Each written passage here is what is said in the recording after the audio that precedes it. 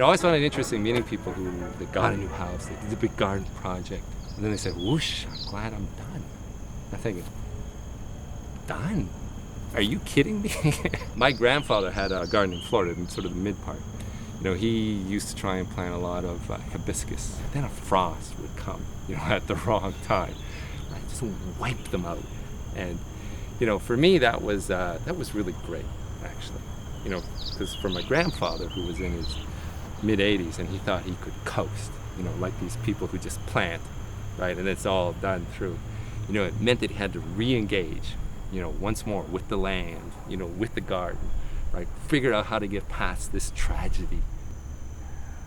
But you got to work a little bit with what you got. And it's not just like that plant, right? But it's, the environment that it's growing in too, right? Because here's what you see here as well. Kid's born, pass her off to the nanny. That doesn't work, right? Also doesn't work to just hand over your land to the landscaper, to the arborist, anything like that.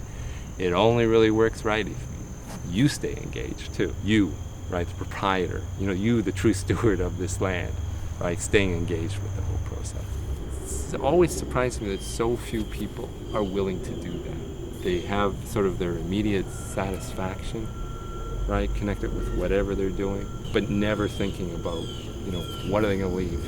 And it doesn't mean that you have to put in a, big giant tree, right? But you can plant, small things, leave something for somebody else. When everybody said, I love this house, I love this property, right?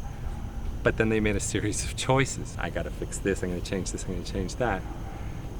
And they ruined it. They ruined, in a sense, the legacy that they were given by somebody else who planted this wondrous thing. And whoever, took the baton, pass off afterwards, fumbled it. People were in communities, families were in communities for generations. They were on that same piece of land for generations. So what you did now had a direct impact on the people who were coming after you.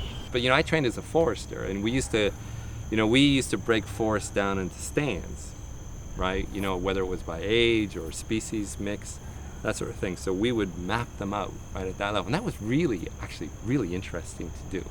It told something about the history of that forest in terms of the disturbance that had happened over the years through. But nature is like that. It's really sort of biodiverse. You look at a forest and it all looks the same. It's this whatever mass of trees. But it's true, inside of that, there are all these little stands, plants and shrubs and trees that were affected by a tree falling, a fire, all kinds of things that happened over time. Gardens, to me, are like, and could and should be, similar sorts of experiences. So, it all ties together in the same way that forest looks like it all belongs together.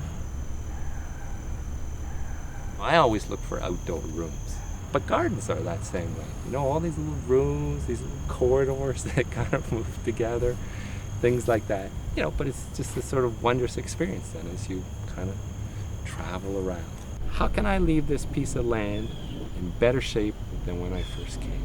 That should be an incredibly enriching experience, right, to have. And it's choices about, how you manage the soil. It's choices about what you plant through, right? Think it all the way through, right? Make good choices that leave a legacy. That legacy thing, it's just an essential element of being a human being. Come on along and listen to the lullaby of Broadway, the hip hooray and ballet hoo, the lullaby of Broadway.